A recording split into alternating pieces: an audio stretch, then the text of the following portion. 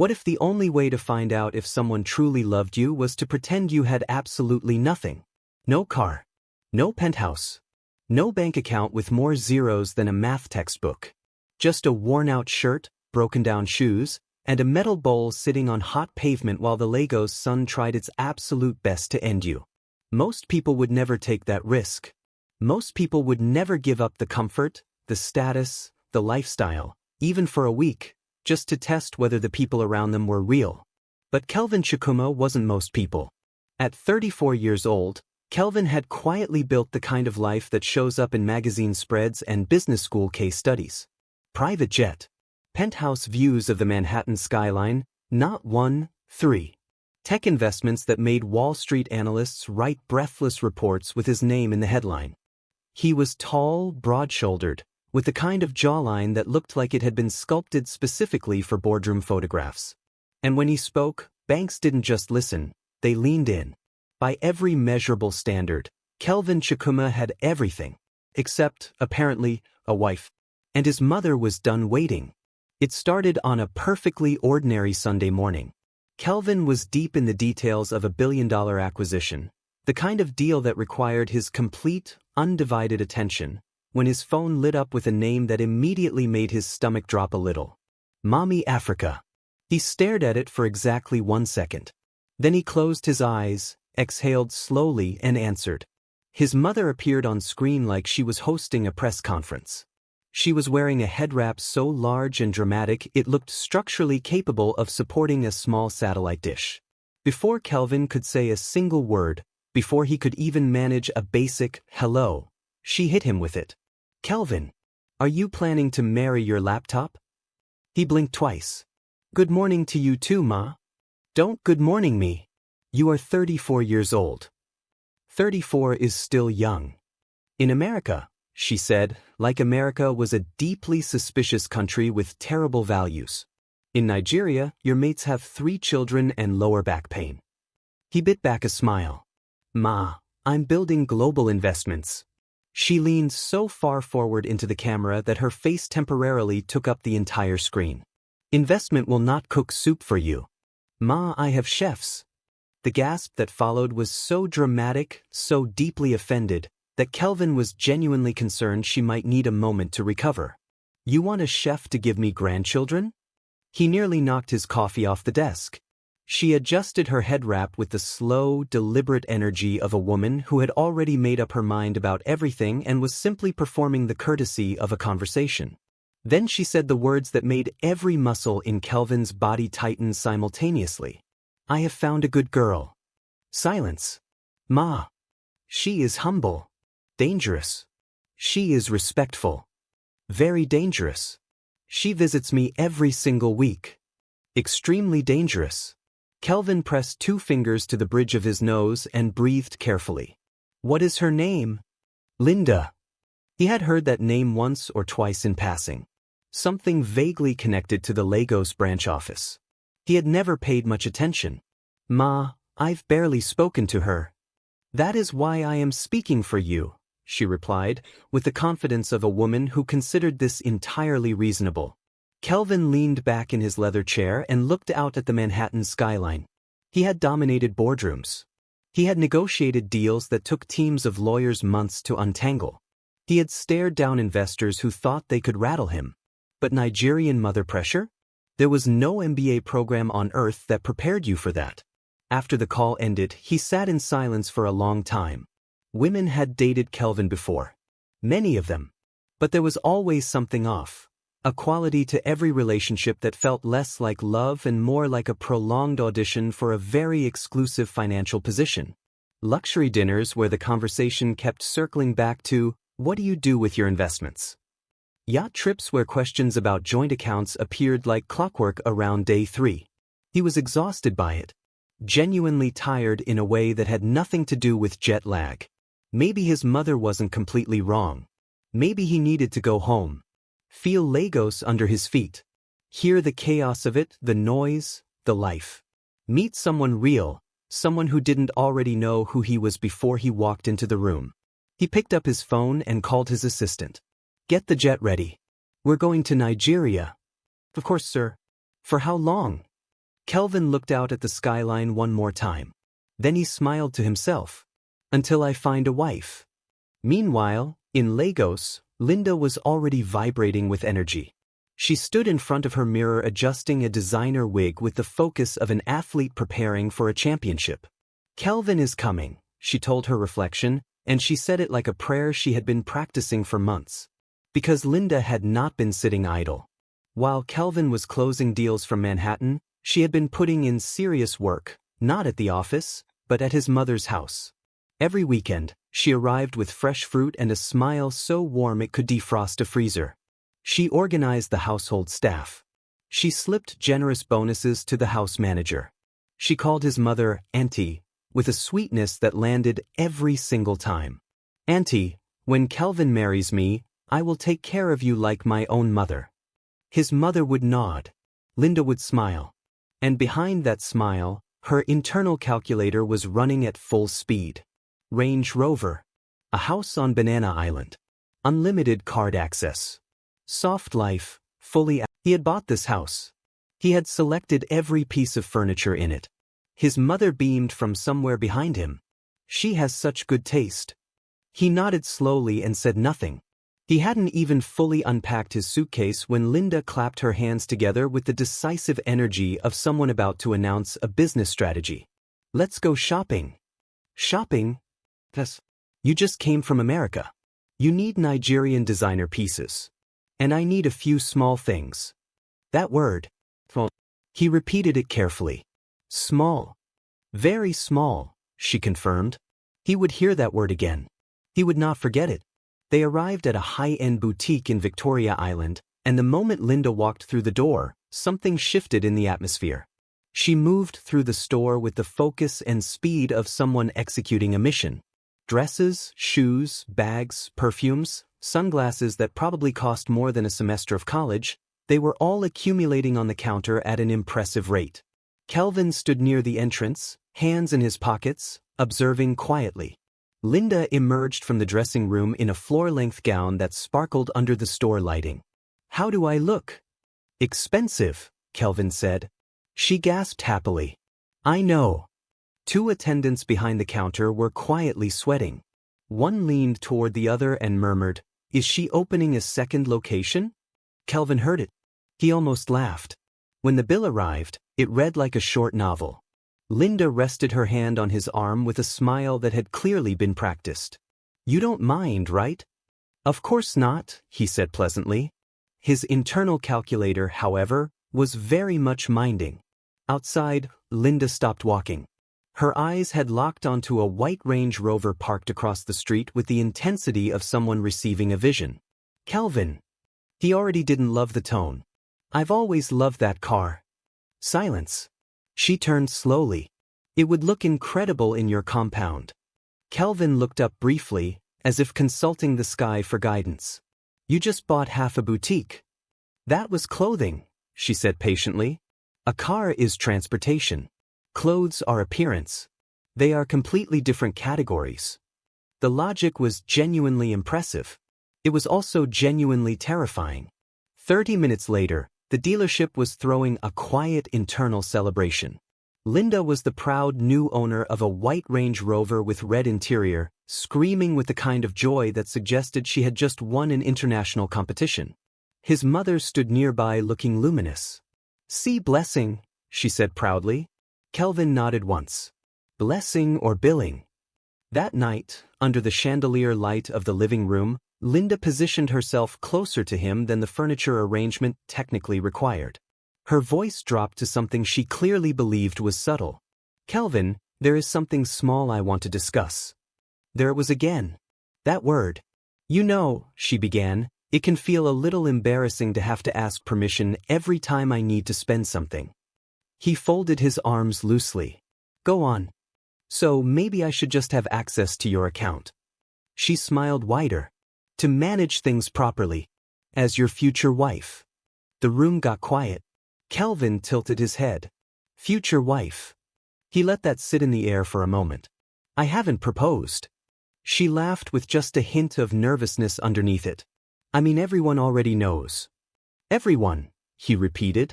When did this meeting happen? His mother walked in at exactly that moment, stepping into the room like a woman who had been waiting just outside the door. "What are you two whispering about?" Linda straightened immediately. "Nothing, Auntie. Just planning our future." Kelvin felt something shift inside him. Not anger. Not even surprise. Just a quiet, internal alarm going off, steady, clear, unmistakable. The red flags were not waving. They were marching in a parade. Over the next several days, he watched. Linda discussed honeymoon locations without an engagement.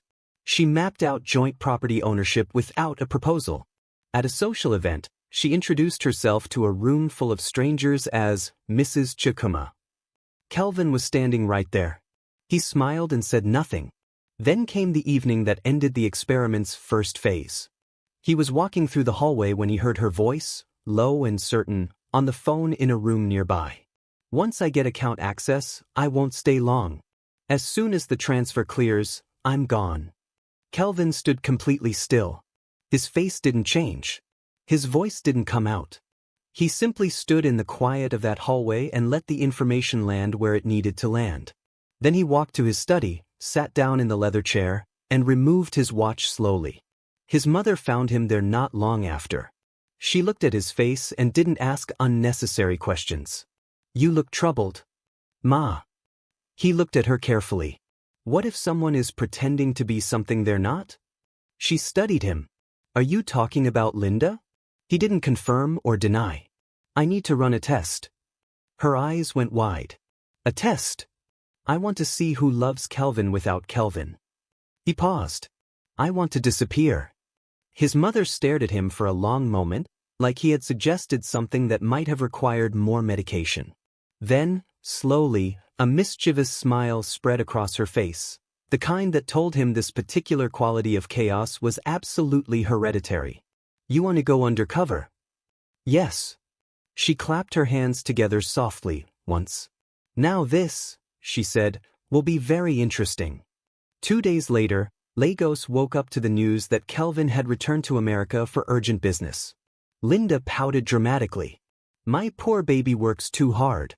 Inside a private room in the mansion, Kelvin stood in front of a mirror. Fake beard. Kelvin lowered his head and stretched his bowl forward. "Please, madam. Help me." Linda stopped. She looked down at him slowly. Her nose wrinkled.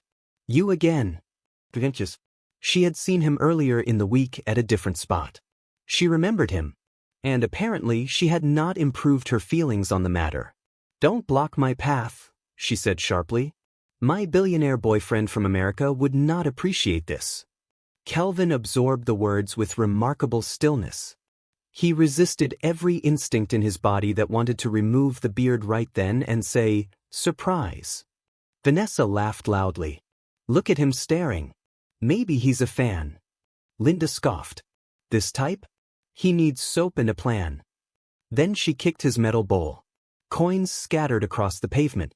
A soft ripple of reaction moved through the nearby shoppers. That collective inhale that happens when something goes a step too far.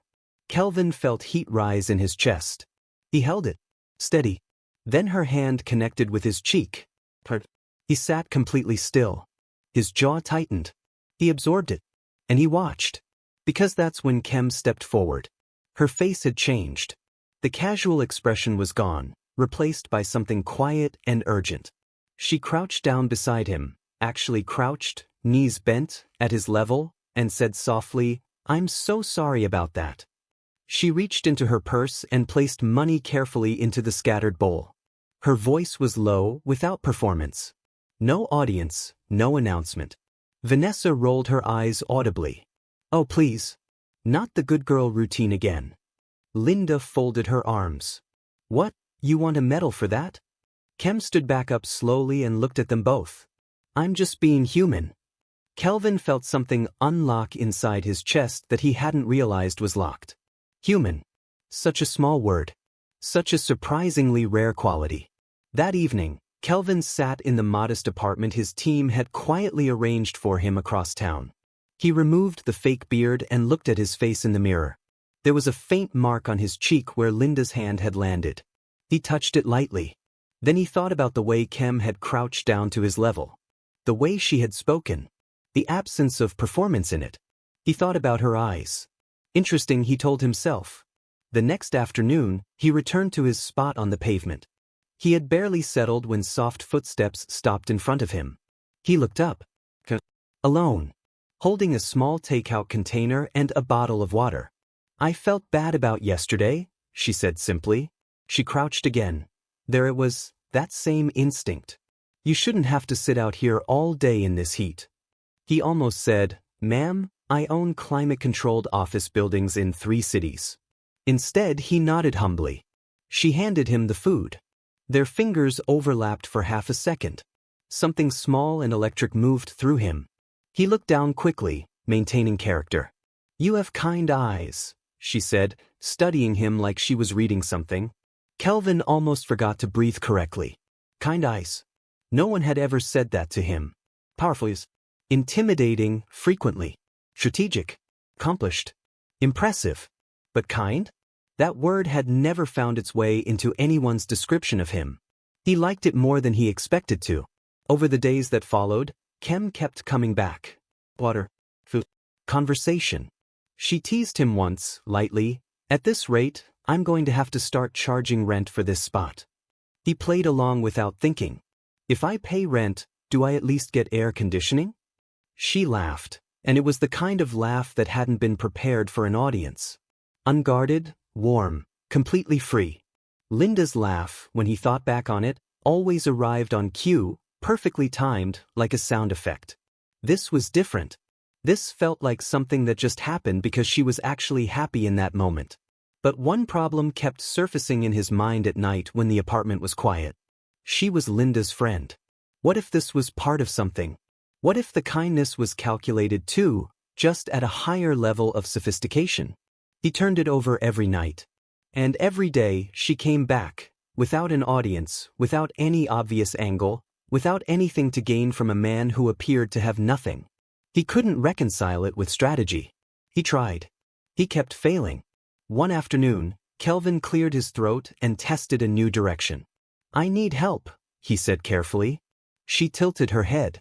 You always need help. He looked down at his worn-out shirt. I want to visit my mother in the village. But I don't have proper clothes. She stared at him. You want to visit your mother looking like that? What's wrong with this? Even the goats will judge you. He pretended to look wounded. Goats have standards now? She shook her head, still smiling. Come on. Let's find you something decent. Inside a modest clothing store, not the luxury boutique, not anywhere Linda would have given a second glance, Kem moved through the racks with careful attention. She held up a shirt, checked the shoulder seam, examined the fit. This one works for your shoulders, she said, almost to herself. He raised an eyebrow beneath the beard. You noticed my shoulders? She paused. Looked momentarily embarrassed. They're kind of impossible not to notice. He kept his smile very controlled. Just stay calm, he told himself internally. She paid from her own purse. He watched her hand over the bills, this woman who wore simple clothes and took the bus and brought food from her own kitchen to a stranger on the pavement, paying for shirts for a man who had recently wired an 8-figure transfer without blinking. Life, he thought, was being genuinely creative right now. As they stepped outside, she hesitated. Do you have somewhere to sleep tonight? He scratched his beard thoughtfully. I've been managing. Ma, he said quietly, I think I've found someone. Her eyes got wide. Already? Who? Kem. She went completely still. Linda's friend. Yes. She leaned back in her chair with the expression of a woman recalibrating. Then she surprised him. Marry her first. First? Before I tell her? Before Linda finds out. If Linda hears this before the wedding, she will burn the whole thing down. You know she will. His mother folded her hands with the calm certainty of a woman who had been navigating Nigerian social dynamics for decades. Reveal yourself at the altar. Kelvin considered this. His mother had not survived this long by being wrong about chaos. He nodded slowly. When he returned to Kem's apartment late, he could hear voices as he reached the door. Multiple voices. He recognized one immediately, Linda's, bright and loud and completely at home. Vanessa's, theatrical as always. And a male voice he recognized with a cold, immediate clarity, his Lagos branch manager. Kelvin stepped inside quietly. Linda was positioned on the couch like she'd been there for hours, laughing with a man Kelvin had hired, a man who currently had access to significant financial systems and whom Kelvin had not personally thought to be watching carefully enough. Linda looked at Kelvin with her nose already wrinkling. "Why is this person here?" she asked Kem. "He's staying with me temporarily." "What did he promise you?" Linda scoffed. "What? Poverty and charm?" Vanessa laughed. The branch manager smiled in a way that knew too much.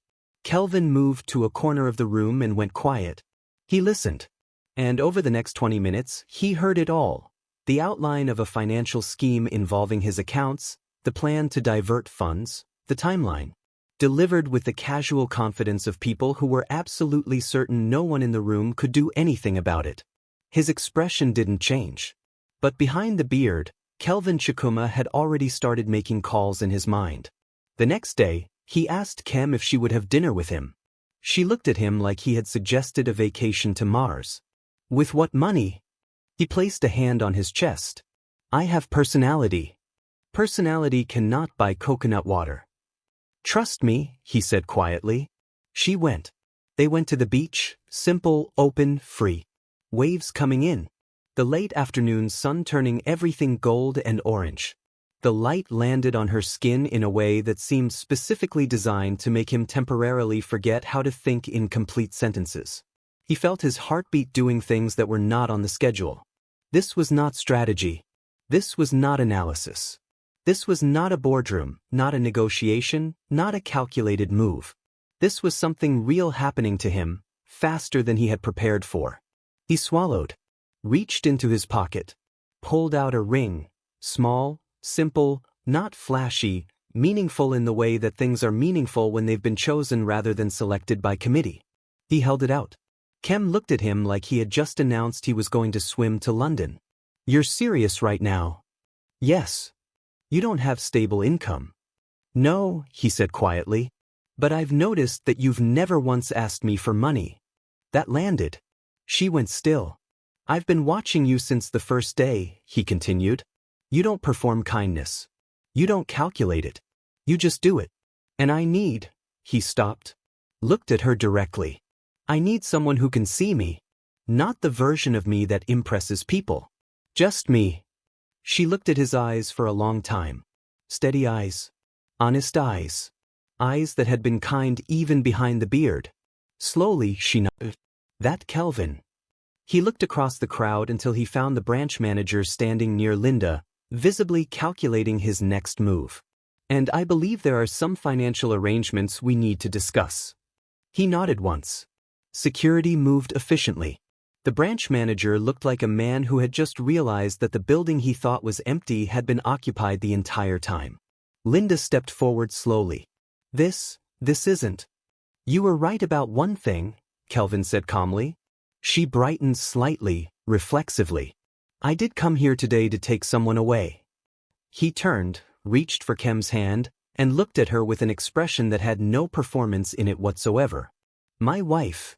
The silence that followed could genuinely have been sold as commercial real estate. Kem finally found her voice. It came out smaller than usual. "You tested me." He shook his head. "No. I tested myself. I needed to know if I could be loved without the noise attached to everything I've built." He leaned slightly closer. "And you loved me when the only things I had to offer were old slippers and a questionable fashion sense." From somewhere in the crowd, Vanessa's whisper carried, "Personality really did buy coconut water." Linda stood frozen. The expression on her face cycled through several stages before landing somewhere in the territory of genuine reckoning. That was you? On the pavement?" "Yes." Her lips moved carefully. "I slapped you." "You did." "I kicked your bowl." "You did that too." A long pause. "I could have." "Yes," Kelvin said gently. "You could have." The way he said it carried no cruelty and no triumph. Just truth, plainly delivered. which somehow made it land harder than anything else could have. Linda's pride didn't collapse dramatically. It just quietly, visibly, deflated. The officiant cleared his throat with the dignified energy of a professional who had performed hundreds of ceremonies but never quite one like this, and the wedding began. This time, Kem wasn't nervous. She was luminous. When Kelvin slid the ring onto her finger, he leaned close and whispered, "Thank you for seeing me before the convoy." She smiled through the tears she was actively trying to control. "Next time, at least shave first." The laughter that rose from the crowd was the real kind. Unscheduled, genuine, loud. They kissed. The applause that followed was not polite. It was the kind of applause that happens when a room full of people has experienced something they will describe to other people for years. The reception was everything Lagos does well: music that demands a physical response, food that earns its reputation, conversation at a volume that treats silence as a personal insult. Kelvin's mother pulled Kem into a hug that lasted long enough to communicate several things at once. "You passed a test I never told you about," she said quietly. Kem laughed, still slightly overwhelmed. "I'm not sure I would have tried if I'd known." "That," his mother said wisely, "is exactly the point." Later, on the balcony above it all, the Lagos skyline spread out below them, lit up, sprawling, impossibly alive. Kem leaned against Kelvin's shoulder and was quiet for a moment. "You almost gave me a heart attack," she said finally. He laughed softly. "I almost gave myself one." She looked up at him. "No more disguises." He kissed her forehead. "Only for Halloween." Below them, in the parking lot, Linda sat in her Range Rover, the one he bought, staring at her phone. The wedding photos were already everywhere. Kelvin. The convoy. The reveal. The moment. "I rejected a billionaire," she said slowly, "over the price of street food." Vanessa, sitting beside her with the resigned energy of someone who had seen this coming from a distance, looked at her flatly. "Did you ever bring him so much as a bottle of water?" Silence. "Next time," Vanessa offered gently, "maybe check under the beard." Linda stared out the windshield for a long moment. "Do you think he would have chosen me? If I had been different?" Vanessa thought about it honestly. "I think he was looking for someone who didn't need to be told to be kind." She paused. "That's a harder thing to fake than you'd think." Upstairs, Kelvin wrapped his arm around his wife and looked out at the city that had, in the span of a few extraordinary weeks, given him everything his Manhattan skyline never could. He had gone looking for someone who could love him without the title, the accounts, and the convoy. He had found her on a bench beside him, pressing money into a metal bowl and asking nothing in return. Lagos would tell this story for a long time. The wedding where a billionaire arrived in disguise, sat on hot pavement for a month, got slapped, got fed, fell in love, and showed up in a convoy to claim the only person who had ever looked at him and simply seen a man. Not the suit. Not the empire. Not the skyline. Just him. And that, in the end, was the only thing that was ever actually worth having. Drop a comment right now and tell me, what's the one moment in this story that hit you the hardest? Was it the slap? The bowl of coins? The proposal on the beach? Or the moment Kem said yes to a man she thought had nothing? And here's the real question this story leaves you with. If the people in your life knew you had nothing, no title, no money, no status, who would still show up? Think about that one. Like this video if the story got you. Subscribe so you don't miss what comes next. And share it with someone who needs to be reminded that real love doesn't check your bank balance first. See you in the next one.